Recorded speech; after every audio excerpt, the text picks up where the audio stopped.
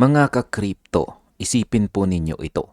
Sa loob ng ilang taon, si XRP ay parang sundalong nakatayo sa gitna ng battlefield ng regulasyon, rumor at saka market uncertainty. Marami ang nagsabi na imposible, marami ang nagbaba ng kanilang tingin at marami ang naghintay kung kailan po siya babagsak.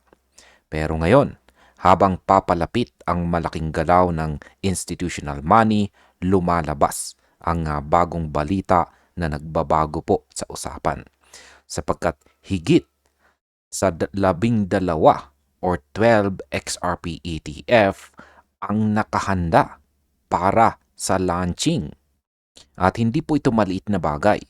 Ito ay senyales na ang traditional na finance na mundo ay handa pong buksan ang pinto para kay XRP at ipasok po siya sa arena kung saan ang malalaking pera ay naglalaro.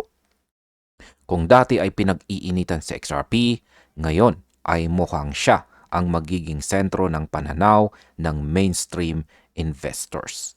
Kaya yan po ang siyang ating pag-uusapan sa video na ito at simulan po natin sa ating unang katanungan kung bakit po ba mahalaga ang balitang higit sa 12 XRP ETF na handa ng i-launch. Yan, kapag pinag-usapan natin ay ang tungkol sa ETF or Exchange Traded Fund, hindi po ito simpleng token, coin o wallet. Ito ay regulated investment vehicle na nagbibigay daan sa mga investors para ma-expose sa isang asset nang hindi po direkta ang paghawak sa mismong coin. Ibig sabihin, ang mga baguhan, traditional na investors at kahit mga institutional giants ay pwede pong bumili ng exposure kay XRP nang parang bumili lamang po sila ng stock sa kanilang brokerage account.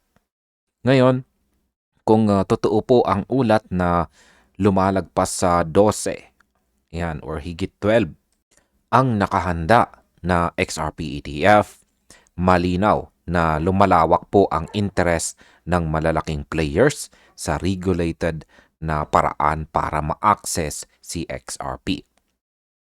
Para po sa atin bilang mga traders, mahalaga ito dahil kapag ang ETF ay pumasok, automatic po na meron itong dalang illiquidity.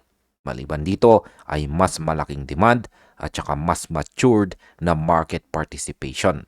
Hindi po ito gaya ng simpleng retail hype na mabilis sumabog at mabilis ring mawala. Ang ETF inflows ay mas matatag. May mga buwan o taon bago lumipat at kadalasan ay galing sa mga pondo na hindi po basta-basta umaalis kapag may dip. Kaya kung ikaw po ay nagtataka kung bakit maraming analyst ang nagsasabing mass adoption, ito mismo ang larawan nito. Hindi po hype, kundi access. Hindi po speculation, kundi institutional doors. Ngayon ay ano naman po ang ibig sabihin ng mga firms na naghanda para sa spot XRP ETF sa US? Ang spot ETF ay direct exposure po sa mismong asset. Hindi to gaya ng futures ETF na nasa derivatives market lamang. Kaya ang mga kumpanyang naghahanda tulad po ng Wisdom Tree at ang 21 shares ay hindi po basta pumapasok dito kay XRP dahil may trend. Pumapasok po sila dahil nakikita nila na si XRP ay may role sa global finance ecosystem. Kapag sinabi po ni Jack the Rippler na higit sa 12 funds ang ready, hindi lang ito chismis. Ito po ay indikasyon na ang mga kumpanya ay may malakas na loob na maghain sa regulators, magbuhos ng kapital at ipasok si XRP sa institutional corridors. Kaya para po sa atin bilang mga holders, ang ibig pong sabihin nito ay mabilis na magiging mas accessible sa XRP sa loob ng brokerage platforms. Hindi mo na kailangang makipagsapalaran sa mga exchange o mag-set up ng kung ano-anong wallet. Ang lolo mo o tiyuhin mo na may retirement account ay pwede pong magkaroon ng exposure kay XRP nang hindi man lang nakikita ang word na blockchain. At kapag ganun ang accessibility, ang demand ay tumataas nang hindi po natin namamalayan. Ang presyo po ay tumataas hindi dahil may hype, kundi dahil may demand mula sa malalaking pondo na may lakas at saka consistency. Ngayon ay ano naman po ang ipinapakita ng kasalukuyang ETF landscape para kay XRP? Sa ngayon, mayroon ng ilang spot ETF para kay XRP. Nagsimula po ang Rex Osprey XRP ETF noong September at sumunod po ang mga iba pa nitong November tulad po ng Canary Capital, Bitwise at saka Franklin Templeton. Ang mahalagang bahagi po dito ay hindi lang sila nag-launch, meron po talagang demand. May mga investors na pumasok at nagbigay po ng inflows. Ibig sabihin, mayroon pong working model na sinusundan ng iba pang mga fund managers. Dito po sa traditional investment world, kapag nakita po nilang gumagana ang unang batch, hindi na sila natatakot sumunod.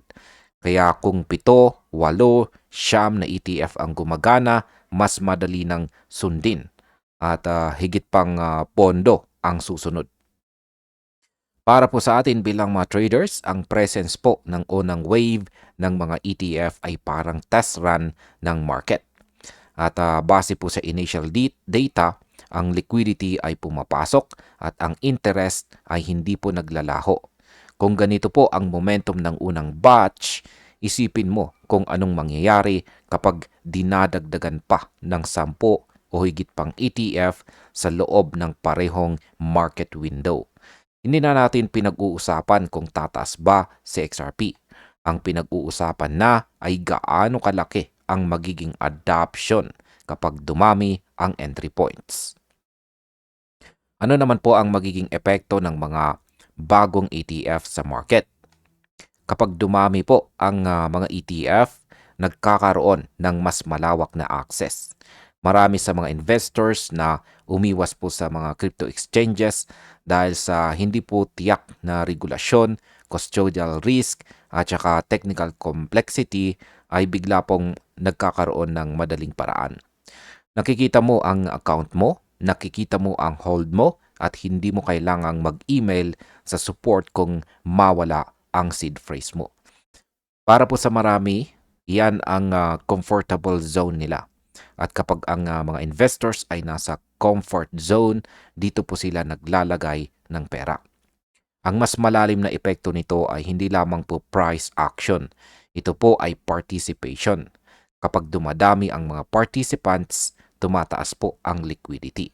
Kapag tumataas ang liquidity, nababawasan po ang erratic price swings. Kapag nababawasan po ang unpredictability, mas maraming fund managers ang pumapasok. Ito ay domino effect na mahirap pong pigilan kapag nagsimula. Kaya hindi lang ito tungkol sa presyo. Ito po ay tungkol sa pag-establish ni XRP bilang asset na handa para sa mainstream financial ecosystem. At ayan, bilang panghuli ay ano naman ang aking masasabi tungkol dito. Kung matuloy po ang 12 or 12 na XRP ETF na ito, masasabi ko po na nakarating sa XRP sa isang yugto na hindi na po siya basta altcoin sa gilid lamang. Siya ay asset na iniiwasang balikan ng mga traditional na investors noon, ngunit ngayon ay parang sinasalubong na may pulang carpet. Kaya para po sa atin ang tanong ay hindi kung tataas ba si XRP. Ang tanong ay handa ka ba bilang investor kapag dumating ang capital na magpapalakas sa kanya? Kung hindi pa, ito na ang panahon para pag-aralan, maghanda at kumilos bago dumating ang matinding alon. At ayan, hanggang dito na lamang po tayo sa video na ito mga ka-crypto. Maraming salamat sa panonood.